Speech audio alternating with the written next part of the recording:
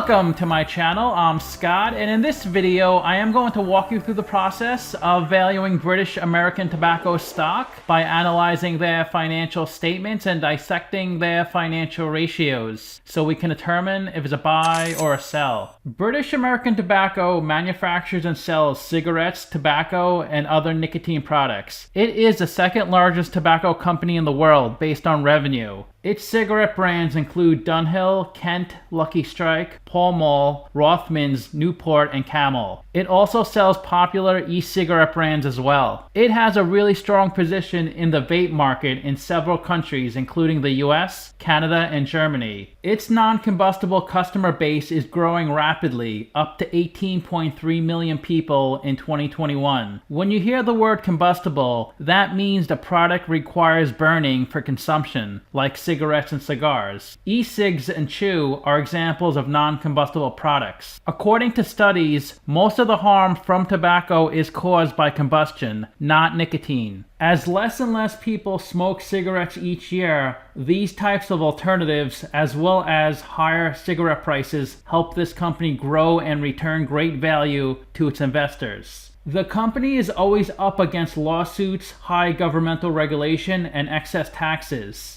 Many investors do not invest in companies like this due to its negative moral and environmental effects. Just something to consider when investing in a tobacco company. The company is headquartered in London, England, and was founded in 1902. The ticker trades on the New York Stock Exchange, Mexican Bolsa, Deutsche Börse, Xetra, Johannesburg, and London Stock Exchange. Before we get started with the model, let's talk about today's sponsor. If you want to take your due diligence to the next level, then you definitely need to sign up to businessquant.com and try it out for free. I personally use this website to prepare for each video. I can drill down into a particular company and get as much detail as I need. You can compare companies side by side on any financial metric. The stock screener tool is very user-friendly and can help you identify stocks that are undervalued. You can even view each company's financial statements directly on the company's website. Not just current financials, but previous years as well. The data on all the screens can easily be downloaded into Excel. I can literally spend an entire hour talking about the various tools on the site, and I would still not be able to cover everything.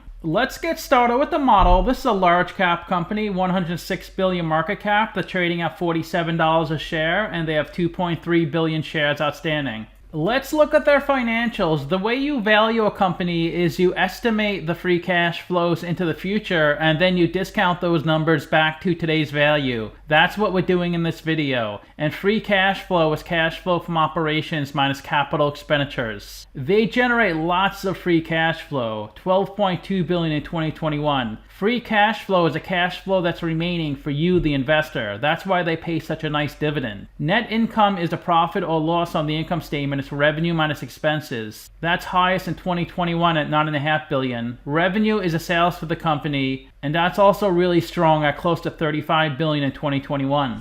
This is the company's income statement from Yahoo Finance. All their financials are in British pounds, but the numbers in my Excel model are converted to US dollars since we're looking at the ticker that trades in the US. The top line is the revenue, the sales. That was 26 billion pounds in 2021. Below that is the cost of revenue. These are the expenses to manufacture its different products. Revenue minus cost of revenue gives you your gross profit, and that's 21.3 billion in 2021. Below that is your operating expenses. Examples of operating expenses are depreciation and marketing. Below that is their operating income, which is highest in 2021 at 10.2 billion. They paid 1.5 billion pounds of interest on their debt. It was 1.8 billion in 2020. Then you have your pre-tax income, then your taxes, and the bottom line of the income statement is their net income, which looks pretty strong each year.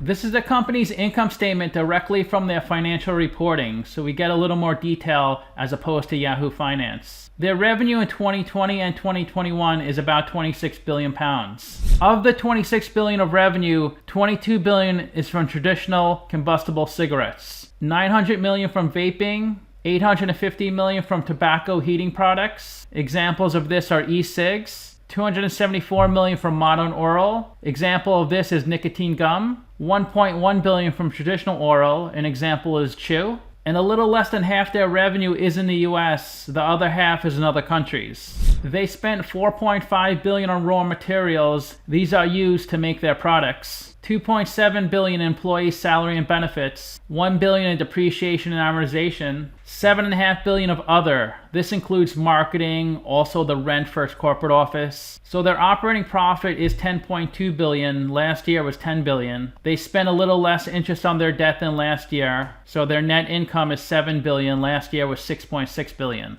This is the company's statement of cash flows. The top line is operating cash flow. That's how much cash the company generates from its operational business. So this is the cash left over after the company pays all its day-to-day expenses. And then you have CapEx. This is investments in property, plant, and equipment. Since they're a manufacturing company, they spend a good amount of CapEx, $745 million in 2021. Operating cash flow minus CapEx gives you your free cash flow. And they have a ton of free cash flow. That's why they pay a really nice dividend. And they've been paying down debt with that free cash flow as well. Each year they pay down more debt than they issue. They issued $2.7 billion in 2021, paid down $4.8 billion. This is the company's operating and investing cash flow section from their statement of cash flows. There's not too much detail in their operating cash flow section. You may need to dig into their financials more to get all the detail. In their investing section, they spend $500 million in property, plant, and equipment. Example is when they buy manufacturing facilities or equipment. When it says purchase of intangibles, this is part of an acquisition. That's $218 million in 2021, $244 million in 2020, $369 million of investments. This is likely short-term investments, so they earn a little interest on the cash in their bank. And they spent $133 million in acquisitions. So in their investing section, they had a cash outflow of $1.1 billion. Last year was a cash outflow of $800 million. This blue line is their revenue since 2015. The orange line is their operating cash flow since 2015. Both numbers have improved a lot from 2015, but it's been pretty steady since 2019. But a steady 26 billion pounds of revenue a year is pretty impressive. The forecast up through 2025 is for their revenue and operating cash flow to continue increasing at a pretty slow rate. This is their financing section from the statement of cash flows. They paid 1.5 billion of interest on their debt. They paid down nearly 5 billion of debt. They generated 1.7 billion of cash from the issuance of bonds. And they paid about 5 billion of dividend payments. So in their financing section, they had a cash outflow of 8.7 billion. Last year was a cash outflow of 8 billion. This is the equity section on their 12/31 balance sheet. They have 67 billion of equity. They raised $26 billion from selling common stock. And their retained earnings is $44 billion. That's a pretty high number. Retained earnings is a sum of all your prior net incomes minus the sum of the dividends you paid out. So you can see it's a really profitable company. Let's look at the capital structure. 91 billion of equity, 54 billion of debt. They're 63% equity, 37% debt. This blue line is their equity balance since 2015. The red line is their debt balance, and the green line is their cash. Before 2018, their debt was higher than their equity, but now their equity is higher than their debt, which is what you want to see. They don't keep that much cash on their balance sheet, which is definitely not an issue because when you're bringing in so much cash flow every day, you don't need to keep a ton of cash on your balance sheet. And I gave them a WACC of 9%, which is a lot higher than Finbox and Simply Wall Street. Because it seems like tobacco companies trade at such a big discount. I'm trying to be a little more in line with the market. Because like I said earlier, a lot of investors, especially big funds, don't like to buy tobacco companies, which keeps the stock price artificially low. And that's a discount rate we're going to apply to the future cash flows. We estimated 4 years of future free cash flows. We also estimated a terminal value, which is all cash flows past year 4, that's 152 billion. We discounted those numbers back to today using the weighted average cost of capital. We get a value of the company of $150 billion. We divide that by 2.3 billion shares. And we get a calculated stock price of $66. They're trading at $47, so they're trading at a 29% discount. It's a buy according to the model. The company's 2022 guidance is for their revenue growth to be 3 to 5%. So I grew their revenue 3% for the next 4 years. That's how I got their future revenue estimates. I try to keep it as conservative as possible. And they convert 35% of their revenue into free cash flow. If you sum up these 4 free cash flow numbers and divide by the sum of these 4 revenue numbers, that's 35%. So I multiplied their future revenue estimates by 35%. That's how I got their future free cash flows. Simply, Wall Street is a lot higher than me. They're at $139 a share. They're saying the stock is 67% undervalued. This is where the stock has been trading the last 5 years. So it was over $70 back in 2018. Then it dropped to below $40 in 2019, and it's been really struggling to break through that resistance point. It is trading slightly above $40 today.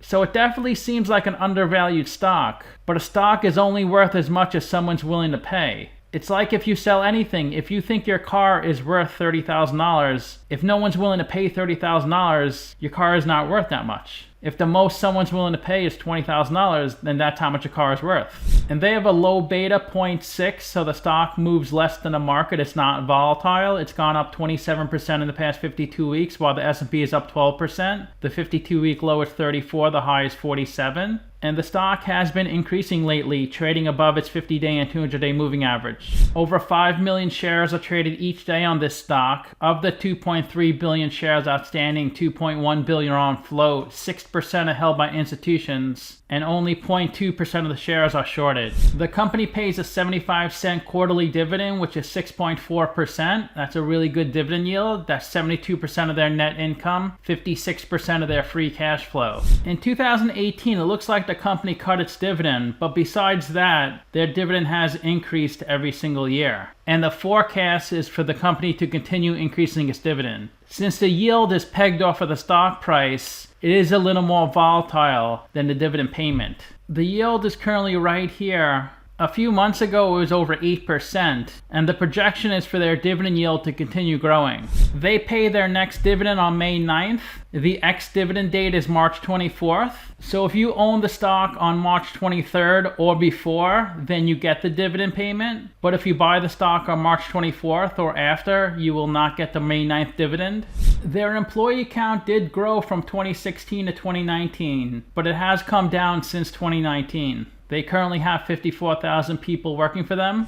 If you invested $10,000 into this company 10 years ago and reinvested the dividends, you'd have $16,000 today. That's only a 5% annual return. In the past 12 months, there have been 2 insider buys, no sells. 82% of the company is held by institutions, 9% by insiders, and 9% by the general public. The biggest shareholder is Capital Research at 13%, then BlackRock, Kenneth Dart, Vanguard, and Alan Gray. Let's look at their financial ratios. If you base a lot of your decision on the PE ratio, the stock seems really undervalued. 11.2 is a great PE. That's stock price over earnings per share. The market median is 20, the market average is 30. Their price to sales is 3.0 and their price to book is 1.2. Let's look at their non-current assets. 115 billion of intangibles. So it looks like they do a lot of acquisitions. 5 billion of PP&E. 2 billion of investments, and a bunch of other smaller items. They have a return on invested capital of 8%. They can cover their interest payments almost 7 times. They have a good ROE of 10%. The market median is 7%. The average is 2.5%. Their current ratio is 0.8, so they can only cover 80% of their current liabilities with their current assets, and their quick ratio is 0.5. Let's look at their current assets. 5 billion of inventory, 4 billion of accounts receivables. This is how much money other companies owe BTI, and 2.8 billion of cash. Let's look at their current liabilities. 4 billion of debt, 900 million of taxes payable. This is how much money BTI owes the government in taxes, and 9.5 billion of accounts payable. This is how much money BTI owes other companies. Even though they have negative 3.2 billion of working capital and pay out nearly 7 billion of dividend payments, they generate so much free cash flow, over $12 billion in 2021, so the company is still well funded. The best way to look at ratios is to compare them to companies in the same industry. There are 10 companies in the same industry as BTI, and if BTI has a number in red, they're worse than the average. If they have a number in blue, they're better than the average. So they spend more in CapEx than any company on this list. They have a good debt to equity ratio. They pay a high dividend. They generate the most free cash flow of any company. They're second in market cap to Philip Morris. Their price to book is a lot better than average, and their PE and price to free cash flow are also better than average. Price to sales is a little worse than average, which means they generate less revenue as a percent of their market cap than the average company. So to summarize, I have them trading at a 29% discount, but it's unlikely for the stock to grow too much. One reason is they pay a high dividend, and tobacco stocks generally don't grow as much as regular stocks. The so-called vice stocks, cannabis, tobacco, and gambling, generally don't have as much growth potential as a regular stock. There are plenty of people who are willing to buy the stock, but there's lots of companies and individuals who refuse to buy these types of stocks, mainly because of the negative perception of what they do. But I definitely don't think this is a bad stock to own, because the company's always going to be around. When your customer base is addicted to your product, it's kind of like guaranteed cash flows, and you get that really nice dividend regardless of where the stock price goes. I rank their free cash flow 7 out of 10, their revenue 7 out of 10, and their ratio is 9 out of 10. So let me know what you think. Give this video a like, subscribe, or comment below. Also, if you'd like to get a custom valuation or just support the channel, you can become a member by clicking on the link in the description below. Thanks for watching.